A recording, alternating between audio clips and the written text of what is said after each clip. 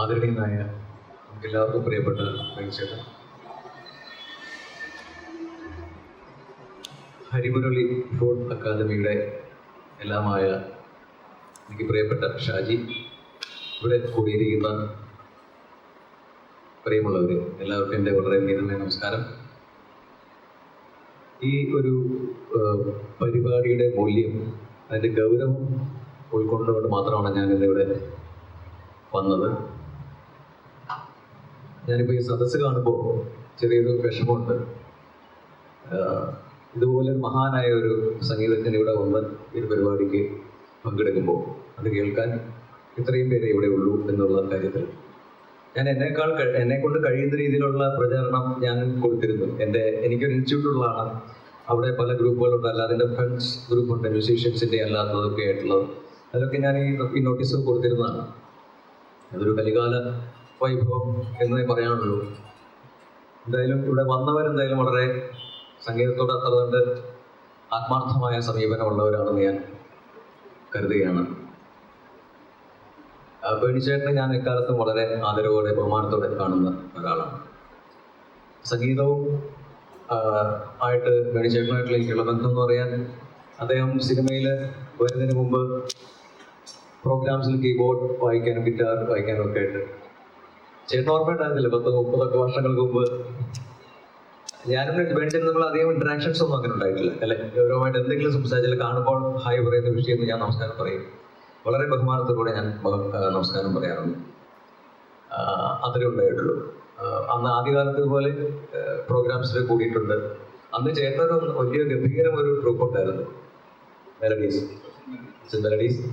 അപ്പൊ അതിലൊക്കെ വരുന്ന വലിയ വലിയ ഗംഭീരന്മാരായിട്ടുള്ള പാട്ടുകാരെ ഗോപചേട്ടനൊക്കെ പാടിയിരുന്നു. അപ്പോൾ അവരുടെയൊക്കെ പാട്ട് കേട്ട് ഞാൻ കണ്ണുകളിൽ ഇരുന്നിട്ടുള്ള ആളാണ്. അപ്പോൾ മെലഡീസ് എന്ന് പറയുമ്പോൾ അതുപോലെ വലിയൊരു ട്രൂപ്പായിട്ട് ഞാൻ കാണുന്നു. അതുപോലൊക്കെ പ്രഗത്ഭങ്ങളായിട്ട് ട്രൂപ്പുകൾ ഞാൻ പാടിയിരുന്നിട്ടുണ്ട്.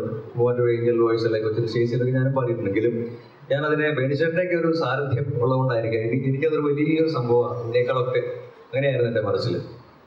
അതിനുശേഷം പിന്നെ സംഗീതമായിട്ട് ഉള്ള കണക്ഷൻ എന്ന് പറയുന്നത് ചേട്ടൻ്റെ ഹിറ്റ് ഗാനങ്ങളൊക്കെ ഞാൻ വേദികളിൽ പാടിയിരുന്നു എന്നുള്ളതാണ്. സിനിമയിൽ അദ്ദേഹം ചെയ്തു വരുമ്പോൾ റെക്കോർഡിങ്സ് ഒക്കെ ചെന്നൈയിൽ നിന്ന് ഇങ്ങോട്ട് വന്ന സമയത്ത് പാട്ടുകൾക്ക് കോറസ് പാടാനായിട്ടുള്ള ടീമിൽ ആ ഗ്രൂപ്പിനെയൊക്കെ കോർഡിനേറ്റ് ചെയ്തിരുന്ന ഞാനായിരുന്നു. ഇപ്പോഴത്തെ പ്രശസ്തരായിട്ടുള്ള പല ഗായകരും ആ കോറസ് ഗ്രൂപ്പിലുണ്ടായിരുന്നു. അവരുടെ പേര് ഞാനിപ്പോൾ പറയുന്നില്ല എന്തായാലും. അപ്പോൾ അതായിരുന്നു ഒരു അനുഭവം ഉണ്ടായിരുന്നത്. പിന്നെ വീട്ടില് എൻ്റെ കുട്ടികൾ ചെറുതായിരിക്കുമ്പോഴാണ് എന്താണ് പുതുമഴയായി എന്നുള്ള പാട്ടൊക്കെ ഇറങ്ങിയത്. അപ്പോൾ ചിലപ്പോൾ വൈഫ് അത് പാടിയും പിള്ളേരെ പേടിപ്പിക്കാനൊക്കെ ശ്രമിക്കാറുണ്ട്. പുതുമഴയായി പാടും എന്നൊക്കെ പറഞ്ഞിട്ട്. പിന്നെ ചേട്ടൻ്റെ ബ്രില്യൻസിനെ കുറിച്ചൊന്നും പറയാൻ ഞാനാണല്ലോ എങ്കിൽ പോലും ഇപ്പോൾ മറ്റേ ആ ഫ്ലൂട്ടിൽ അദ്ദേഹം വായിച്ച പാട്ട് കള്ളി പൂക്കുവിൽ എന്നുള്ളത് കള്ളം പറഞ്ഞതല്ലേ, അത് കേൾക്കുമ്പോൾ എനിക്ക് വല്ലാത്തൊരു ഫീലിംഗ്. ആ ഒരു ക്രിയേഷൻ ഞാൻ വല്ലാതെ ആരാധനയോടെ കാണുന്നതാണ്. അതിലെല്ലാം അപ്പുറം ഞാൻ പിന്നെ റെക്കോർഡിങ്ങിന് പാടിയിട്ടുള്ളത് ചേട്ടൻ്റെ ഒരു ചെസ് എന്നുള്ള സിനിമയിൽ ഒരു പാട്ടുണ്ട്, ഒരു എടുത്താപം എന്ന പാട്ട്,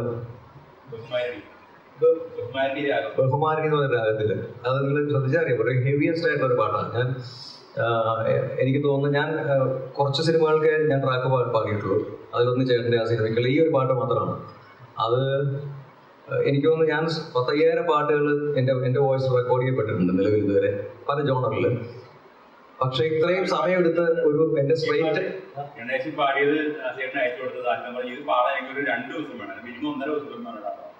അല്ല, അത് അത്ര കണ്ട് ഹെവി ആണ്. ഞാൻ പറഞ്ഞതെന്ന് വെച്ചാല് എന്റെ സ്ട്രേറ്റ് സോങ്സ് പോലും ഇതുപോലെ ഹെവി ആയിട്ടുള്ള പാട്ടുകളൊക്കെ നമ്മൾ പാടിയിട്ടുണ്ടെങ്കിൽ പോലും അതുപോലും 1-2 മണിക്കൂർ അതിനുള്ളിൽ നമ്മൾ പാടി കഴിഞ്ഞിട്ടുണ്ട്. ഇത് പക്ഷേ എനിക്ക് ഒന്ന് 4 മണിക്കൂർ എടുത്തിട്ടാണ് ആ പാട്ട് ട്രാക്ക് പാടിയത്. ആ ട്രാക്കിന് തന്നെ അത്രയും പെർഫെക്ഷൻ അദ്ദേഹം ആഗ്രഹിക്കുന്നുണ്ടായിരുന്നു. അത് നിർബന്ധമുണ്ടായിരുന്നു. ഞാൻ ഒരു മെഷീൻ പോലെ അവിടെ നിന്ന് കൊടുത്തു. അദ്ദേഹം എന്നെ കൊണ്ടത് പാടിച്ചെടുത്തു എന്നുള്ളത് എന്നേ പറയാം. അത്രയും ഹെവി ആയിട്ടുള്ള പാട്ട്. അതായത് ചെസ്സിലെ ദിലീപിന്റെ സിനിമയിൽ ചെസ്സിലെ ഒരു ഡാൻസ് അല്ലെ സീക്വൻസിനുള്ള പാട്ടാണ്. ചിത്ര ചേച്ചി അത് പാടിയിട്ടുണ്ട്. ചിത്ര ചേച്ചിക്ക് വേണ്ടി വേറൊരു കുട്ടിയാണ് അത് ട്രാക്ക് പാടിയത്, ഗായത്രി. അപ്പോ ഇങ്ങനെയൊക്കെയാണ് എന്റെ മാസ്റ്റർ ശിഷ്യൻ. ഞാനും ഗായത്രി SK സുബ്രഹ്മണ്യം എന്നൊരു മാസ്റ്റർ എടുത്താണ് സംഗീതം ഇടക്കാലത്ത് അഭ്യസിച്ചത്. പിന്നെ അതിനെല്ലാം ഉപരി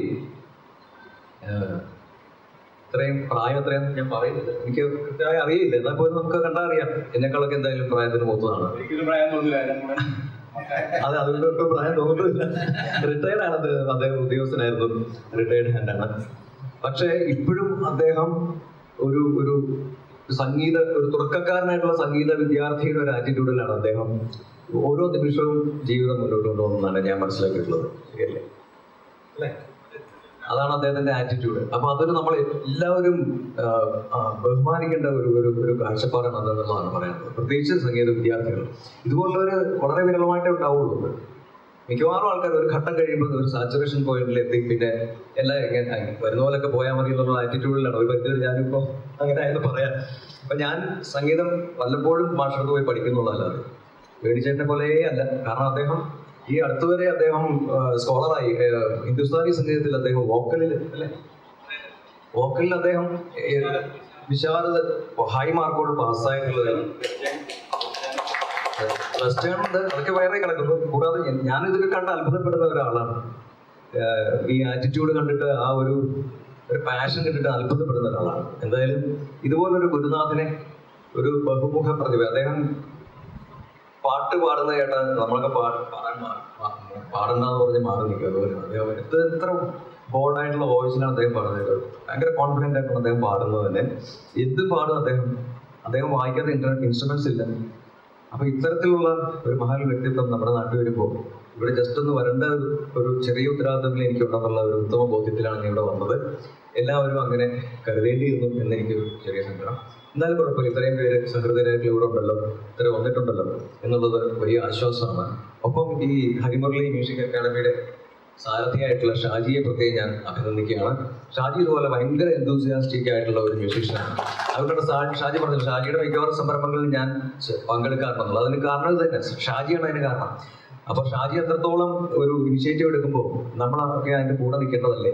അതുകൊണ്ട് മാത്രമാണ്, അതുകൊണ്ടും കൂടെയാണ് വരുന്നത്. സംഗീതത്തോട് അഭിനിവേശമുണ്ട്, അതിനൊപ്പം ഇവരുടെ ആറ്റിറ്റ്യൂഡും അതിനൊരു കാരണമാണ്. അപ്പൊ എന്തായാലും ഇത്തരത്തിലുള്ള ഒരു സംഗീത സായാഹ്നം ഒരുക്കിയ ഷാജിക്കും അതിന് എന്താ പറയണ്ടേ, മഹൽ സാന്നിധ്യമായിട്ട് ഇവിടെ വന്ന പേടിച്ചേട്ടൻ എൻ്റെയും കൂടെ നന്ദി ഞാൻ അറിയിക്കുകയാണ്. ഇത്തരം പരിപാടികൾ കൂടെ സംഘടിപ്പിക്കപ്പെടട്ടെ എന്ന് ഞാൻ പ്രത്യാശിക്കുന്നു. കൂടുതൽ ആളുകളെ ഇതിലേക്ക് ചേർക്കാൻ സാധിക്കട്ടെ എന്ന് ഞാൻ ആഗ്രഹിക്കുന്നു. എല്ലാവർക്കും എല്ലാ നന്മകളും ഞാൻ ആശംസിക്കുന്നു.